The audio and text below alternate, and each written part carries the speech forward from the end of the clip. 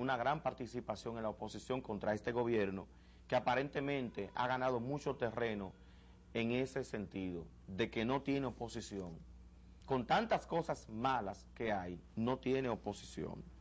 Miren, por otro lado, la Secretaría de Estado de Industria y Comercio, pues por séptima ocasión, volvió a aumentar los precios de los combustibles en 2.30 centavos y por un lado y 3 y algo también a la gasolina premium. Es muy cuesta arriba realmente lo que está sucediendo con el asunto del petróleo, que está también subiendo.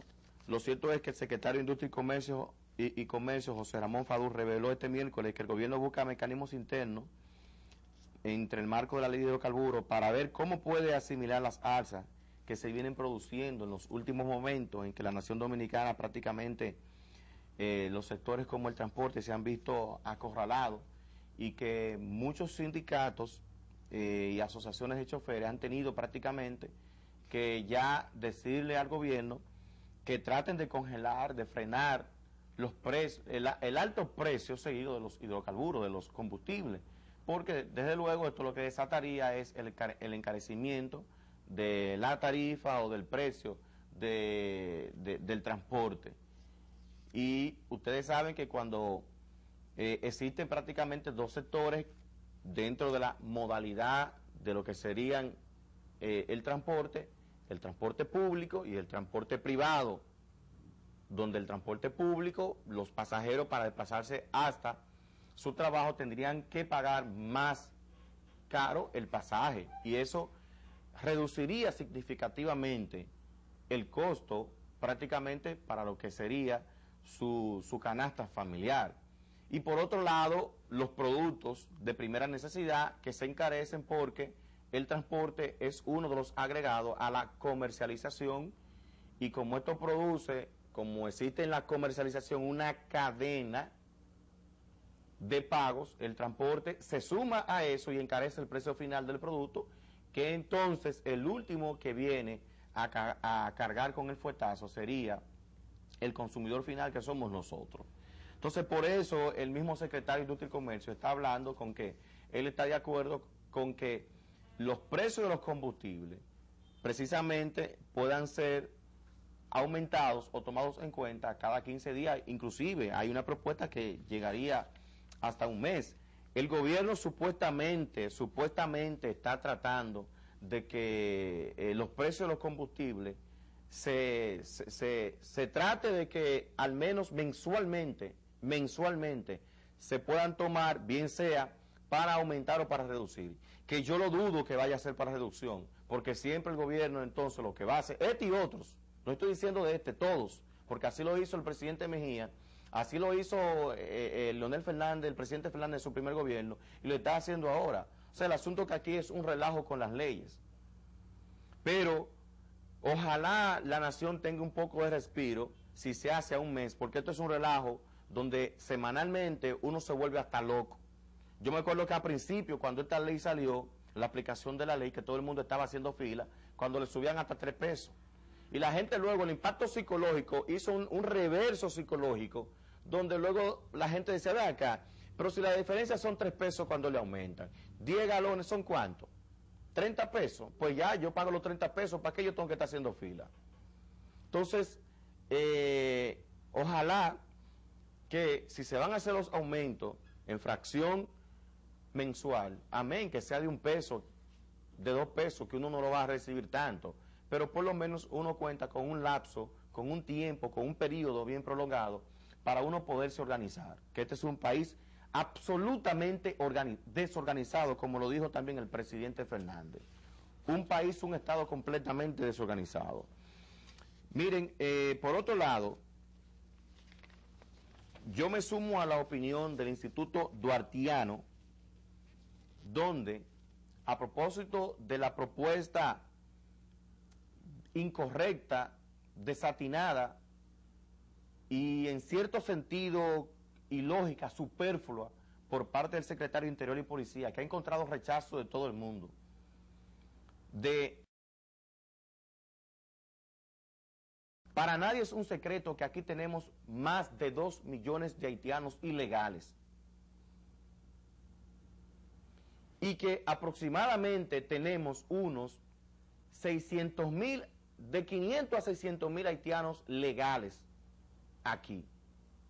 Yo estoy hablando de los haitianos ilegales, aquellos que aún tienen acta de nacimiento, que tienen cédula y pasaporte dominicano, que han sido adquiridos de una manera fraudulenta, con inventos de acta de matrimonio que se han casado siendo mentira, con inventos de acta de nacimientos que no existen, con inventos también de muchas declaraciones juradas que no son ciertas, son todas falsas, documentos apócrifos que han sido depositados en las distintas oficialías del Estado Civil y también la Junta Central Electoral. Yo diría que el secretario de Estado de Interior y Policía, independientemente de que él es el jefe de las políticas migratorias, del Consejo Migratorio, yo creo que a Franklin Almeida hay que hacerle, hay que tratar de enfrentarle esas posiciones que tiene respecto de este caso.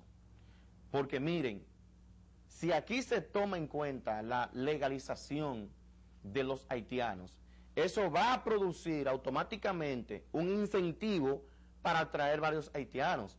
Aquí los principales irresponsables son los empresarios y nuestros gobiernos. Los empresarios, por un lado, que han permitido, han incentivado esa gran masificación de la migración haitiana con la finalidad supuesta de permitirle una mano de obra, para la realización de una mano de obra, se le otorga un permiso y luego ellos mismos son los padrinos para que esa persona se quede en una condición ilegal en este país. La mayoría de los empresarios que han permitido esa migración de los haitianos al territorio dominicano, esa importación de la mano de obra de los haitianos. No me refiero a los haitianos para traer un asunto de que anti-haitianismo que yo tengo, no. Yo lo que siempre he creído más en mis dominicanos, siempre he creído que aquí la mayoría de los empresarios son unos abusadores, porque aún pagando esa mano de obra barata y abusiva, esa mano de obra haitiana, aún así ellos terminan vendiendo un producto caro. Caro. Que fuera lo mismo que ellos le pagaran a la mano de obra dominicana que la mano de obra haitiana, aún así el precio final del producto sigue siendo vendido o expuesto al mercado, aún así caro. Entonces yo no veo la necesidad de tener que permitir que un haitiano venga para acá, pagarle menos cuando, a fin de cuentas, el precio final del producto sigue siendo caro.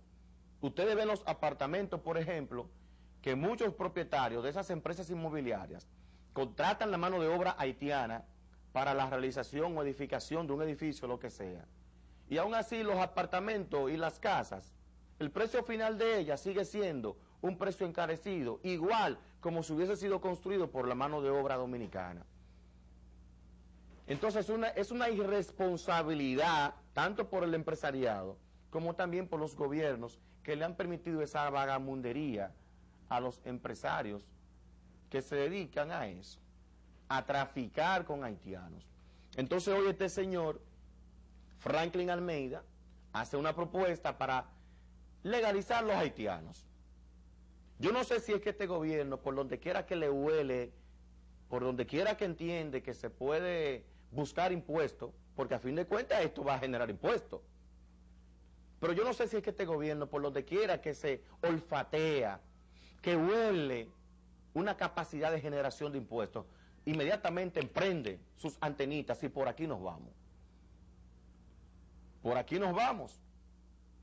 Entonces yo creo que hay que tener en cuenta y no solamente pensar en el presente, porque a veces satisfacer una necesidad en el presente, inmediata, tomando decisiones apresuradas, fácilmente dañamos el futuro.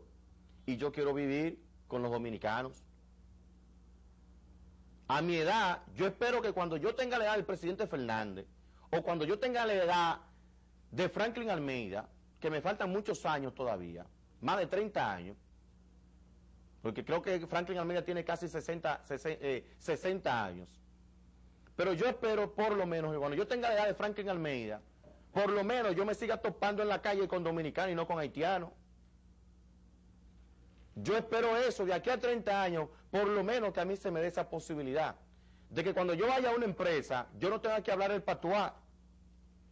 Pero señores, mi oficina personal de abogados está al lado del Palacio Presidencial. Yo creo que si yo me paro, yo puedo ver al presidente de la República. Pues yo estoy en la Francia con doctor Delgado y yo no estoy siquiera a 30, 40 metros del Palacio Presidencial. Y yo quisiera que ustedes vean el sinnúmero de haitianos que está al lado. Yo, como tampoco no tengo ese anti-haitianismo, ya yo casi entiendo el haitiano porque cada vez que yo lo veo le pregunto cómo se dice esto en haitiano, en patuá. Y estoy aprendiendo con ellos el patuá. Entonces, si eso es ahora, que